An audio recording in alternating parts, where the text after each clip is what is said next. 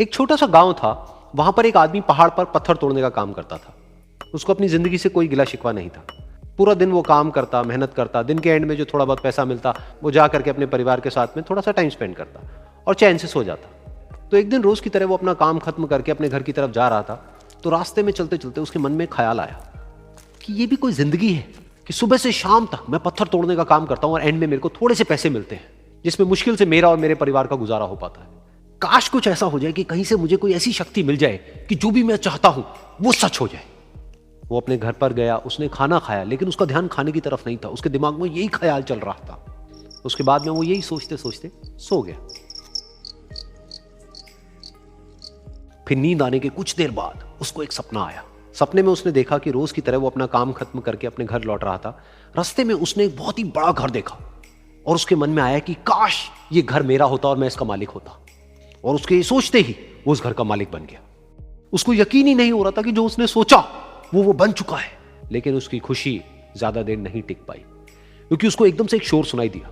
उसने अपने घर के बाहर देखा कि एक बहुत बड़ी रैली निकल रही है, जिसमें बीचों बीच एक पॉलिटिशियन है जो ऐसे ऐसे हाथ हिला रहा है। और वहां पर जितने भी लोग खड़े थे सब उसके नाम के नारे लगा रहे थे, उसके आगे हाथ जोड़ करके खड़े थे, सब उसको देखने के लिए तड़प रहे थे।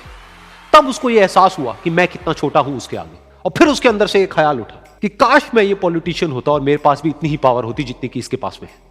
बस उसका इतना सा सोचने की देर थी, वो पॉलिटिशियन बन गया।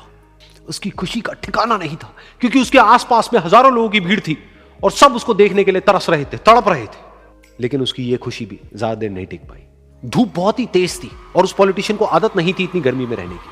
तो उस धूप की वजह से उसको चक्कर आ गए और वो बेहोश होकर के गिर गया। फिर उसको एहसास हुआ कि ये पॉलिटिशियन सबसे ताकतवर नहीं है, ये जो सूरज है ये सबसे ताकतवर है। और उसके मन में आया कि काश मैं ये सूरज बन जाऊं तो मेरे आगे कोई नहीं टिक पाएगा। और उसका इतना सा सोचने की देर थी और वो सूरज बन गया। और वो खुशी से पागल हो गया, क्योंकि पूरी दुनिया को वो ही रोशन कर रहा था और पूरी दुनिया में ऐसा कोई नहीं था जो कि उसकी रोशनी को रोक सके।